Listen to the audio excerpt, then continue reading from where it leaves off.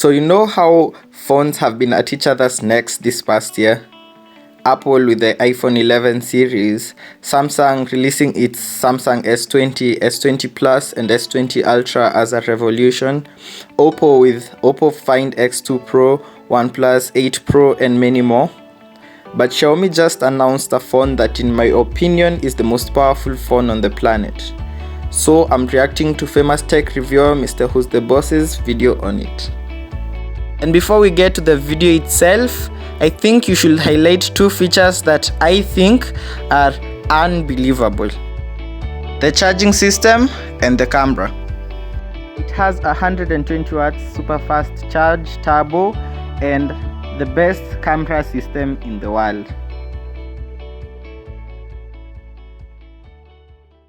The Mi 10 Ultra. So this is the retail box, and I usually use the way that a phone is presented as a rough gauge on how much the company cares about it. So in this case it seems quite a lot, which makes sense because this Mi 10 Ultra is also Xiaomi's way of celebrating their 10th anniversary. Yes, Xiaomi is only 10 years old.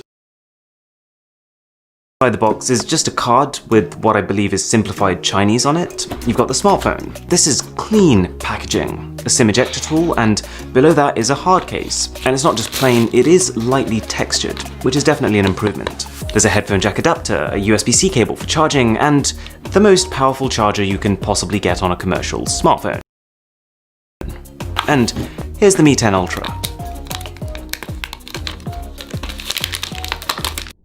And before we continue, I would like you to note the 120 watt super fast charge turbo that lets you charge your phone in under 20 minutes. This might not make much sense now, but later in the video you'll see that it's a really cool feature. The wireless charger, to take advantage of the frankly ludicrous wireless charging speed of this phone. It's not cheap, but this feels super premium. And then finally, in a slightly different direction, a wireless charging pad, which actually just has one charging coil, but here's the kicker. It moves to locate right underneath your phone, wherever you put it on the pad. Very cool concept. In practice, it's kind of loud and a little bit rattly. This is the most impressive spec sheet on a phone ever. A 6.67-inch 120Hz 10-bit colored display, a quad camera setup with dual 8K video and 120 times zoom. And to make this a little sweeter, this camera system has been ranked by DxOMark as the best in the world. A 4500 mAh battery paired with Qualcomm's new Quick Charge 5 tech, which gives it 120 watt charging. It has 50 watt wireless charging, and for some perspective on that figure, that is twice as powerful as the Galaxy Note 20 Ultra's wired charging. And finally, a Snapdragon 865 chip, up to 16 gigs of the fastest LPDDR5 RAM, 512 gigs of the fastest UFS 3.1 storage, all cooled with liquid cooling, 6 stacks of graphite and graphene. It also happens to be the highest scoring phone on Antutu benchmark in the world, with 660,000 points. Okay, I'm interested. So this is an ultra impressive spec sheet, it's an ultra expensive phone, but wait a second, it starts at $760. Excuse me? I had to double check, I had to triple check, and yeah, sure enough, the converted Chinese price of this phone is $760. So even if for argument's sake we say $800, it has basically flipped the entire convention of an ultra phone on its head. It costs less than Samsung's base normal Galaxy S20. It doesn't look like they've cheaped out on the design. Although it has taken a very different direction to Samsung and Huawei's offerings, it does look just as excessive and ultra. And the camera module, while I don't think it's the prettiest, does look badass. It does look like it means business. But I will say this, I didn't quite realize how big the cameras would be until I actually picked the phone up for myself. You know, like the Galaxy Note 20 Ultra, that phone has a huge camera bump, but even that sits in the top third of the phone. This comes down almost halfway, which means that whatever hand I'm holding it in, fingers touch it a lot, especially if you're gaming. It's kind of a shame because the shape of the phone is super comfortable. It would have really benefited from a matte finish and cameras that perhaps go horizontally across. Although using a case does help quite a lot with both of these issues. And actually, just using this day to day, just trying to find the hidden catch that must be there somewhere, I really struggled. It loads games and apps quicker than I think any Android I've ever used. and I've been using this as my COD mobile machine, because it can play the game at 60 frames per second on the highest possible settings. The haptics when you're typing are pretty good. Its dual speaker setup is very good. But the one thing that I've been marveling at, which I wasn't expecting to be marveling at, is the software. It's running Xiaomi's MIUI 12, and I think the best way to describe it would be with the word artistic. It's gone down a very different path to Google's stock Pixel software, but I was surprised how much I liked it. I like the new fonts, the organization of the settings menu, and how almost every action you do has a corresponding animation and haptic feedback. You leave an app, you see its icon change. You uninstall something and watch it explode, sending a shockwave through the rest of your apps. They've got these new wallpapers, they call them super wallpapers, and even though they do take up something ridiculous like 90 megabytes of file, they really are quite special. For starters, flicking between your screens, you'll see the background rotate. Okay, but then pop your phone into standby and it'll zoom all the way out of this rocky planet face to show you a global view. And without you even realizing what's happened, in that process it has seamlessly transitioned to its power-saving always-on display. And the whole thing even follows day and night cycles. Plus, I think Xiaomi have been really clever with the fingerprint scanner that sits just under. It's not the fastest, but when you place your finger on it, you feel like a soft vibration that then ramps up in intensity. When you first put your finger on, there's like a gentle whir, and then that slowly builds until it pops when you unlock the phone. In a weird kind of way, it feels like you're powering up your very own supercar.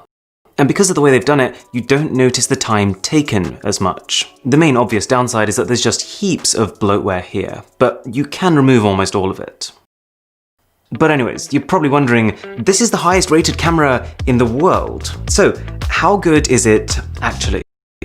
We've got 4 cameras, starting with the ultra-wide. And fun fact, this is the widest camera I've ever used, with a 128-degree field of view, compared to 120 on Samsung's. And as well as being more dramatic, it's also more detailed. The only caveat being that 20% of the time when I take it out and was ready to shoot something, I would find out that it's super blurry because I'd accidentally covered it in fingerprints. We've then got the main camera, which is actually a custom-engineered 48 megapixel sensor. Credit where due, that number isn't doing it much justice. We actually see a lot of phones, even mid-range phones, with 48 megapixel sensors. But the important takeaway is that most of those are very small, whereas the one on this phone is actually larger than the 108 megapixel main camera of the Note 20 Ultra. It shows. Photos are exceptional. Actually very reminiscent of the Huawei P40 Pro camera, aka my favorite phone camera of the year so far. The colors are spot on, more natural than Sammy, and the photos are just very detailed with almost zero noise. Oh yeah, and the dynamic range is crazy good, even more noticeable if you drop it side by side with the Galaxy S20 Ultra. I would use the Note 20 Ultra, but technically we're not allowed to share camera samples from that phone till the 18th. So, S20 Ultra it is. Now, the one Achilles heel of this camera is that just as Samsung fixes its year-long focusing issues by introducing laser autofocus on its Note, Xiaomi starts the trend again. It's sometimes completely fine with people and big objects, but try to focus on anything fine, like small flowers, and it just can't do it, no matter how many times I tap the screen to try and make it. It's so frustrating. Not because it makes it a bad camera at all, but because this was so close to being the perfect 2020 smartphone camera. Even its nighttime performance is, put simply, about as good as phones get, at any price. But okay, we've got to talk about the most ridiculous spec on the entire ridiculous spec sheet. The fact that this camera can zoom in 120 times. Which of course implies that it's even better than the already very impressive 100 times zoom on the S20 Ultra. See, that phone is using a high-resolution 4x optical zoom camera, and because it's high resolution, even once you reach its 4x zoom level, you can still zoom in a fair bit further without ruining the image. But this phone, by the looks of it, has just taken the same image sensor and dialed up the magnification from 4x optical zoom to 5x optical zoom. If I'm being really honest though, in practice, it's about the same. Don't get me wrong, the zoom is phenomenal. You can zoom 30 times into a sign and very clearly read it. But I'm just saying, compared to the Galaxy S20 Ultra, you probably won't tell much of a difference, so don't pay too much attention to that 120 times number. Although, do bear in mind, from what I remember, the Galaxy S20 Ultra zoom was not as good at launch as it is now, so it's very possible that because this is so new, it will improve over time. Oh, also, Xiaomi've created quite a cool spin-off feature from this zoom. It's called front and back, and it allows you to pick basically any combination of 2 different cameras on this phone, including the front camera, and record them at the same time. That leaves us with the camera, which is just a 2x optical zoom. And this has two purposes. A, to keep your image sharp throughout the entire zoom range, not just sharp at one times and then sharp again when you get really far in, but also to take portraits, because portraits taken at 2x zoom just generally have less distortion than using the 1x camera and going right up to your subject. And they're actually really good portraits on the face of it, they're just not as detailed as the main camera. Oh yeah, and it's got 8K video recording on both the main camera and the 5x telephoto. I don't think any other phone can do this, although you will need a very well lit environment for this to be any good. So, in a lot of ways, I agree with DxOMark. I can't believe I'm saying this, but as an overall package, this is probably the best set of cameras on a phone. And I had so much fun testing it out, I completely killed my battery. So I whacked it on charge. And at this point, I wasn't really thinking about its charging speed. I'd kind of forgotten about it. So I went downstairs, I started making some tea, I came back up and I was fully ready to just work on something else while I waited. But then I realized it's on 50% charge after literally 6 minutes. Now, I've never been the biggest advocate of fast charging, just because I'm someone who charges my phone overnight, and if you do that, it doesn't really matter. But, I mean, this is so fast that you can't help but just want to give them a little round of applause. Practically speaking, I think to make it work they've had to split their one battery into two separate cells, which probably means that you are trading some potential capacity for this ridiculous charging speed. But the battery is good enough. I did spend a full day using it hard, and it survived. So, at this point you're kind of looking at this phone thinking, have Xiaomi cheated? Did Xiaomi just rob a bank and they're now subsidizing the price of their own phones?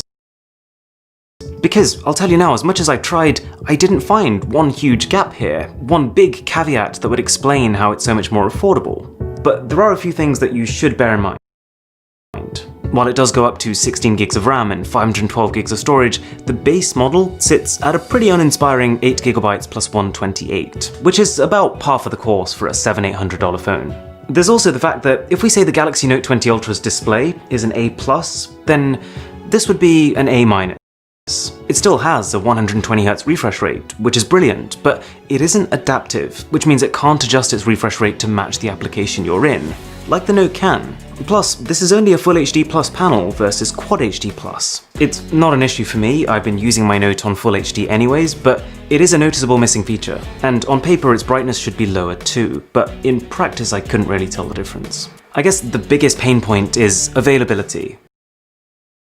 Because this is a China-only phone, so if you wanted it, you've got to import it, you've got to do a little bit of fiddling to get Google Play services working, and if you want to get rid of Xiaomi's bloatware, you might have to start switching to a third-party launcher. But, to be fair, once you've done all that, it works perfectly. I've been using this all day, I'm getting 4G, 4G+, and it's a brilliant phone. Unlike most Ultra phones, which we knew were going to be announced like literally months before they were, I didn't know about this phone until I had an email asking if I wanted to test one. But as low-key as the launch was, it doesn't change the fact that this is the first luxury phone that I would genuinely class as brilliant value for money. My name is Aaron, this is Mr. Who's the Boss, and I'll catch you in the next one. That's actually all I have for now. Tune in for my next video. I'm going to be talking about gaming for beginners. If you have a comment, leave it in the comment section below. Or question, and if you have an idea of what I could do next, just also leave a comment. I'll see you in the next one.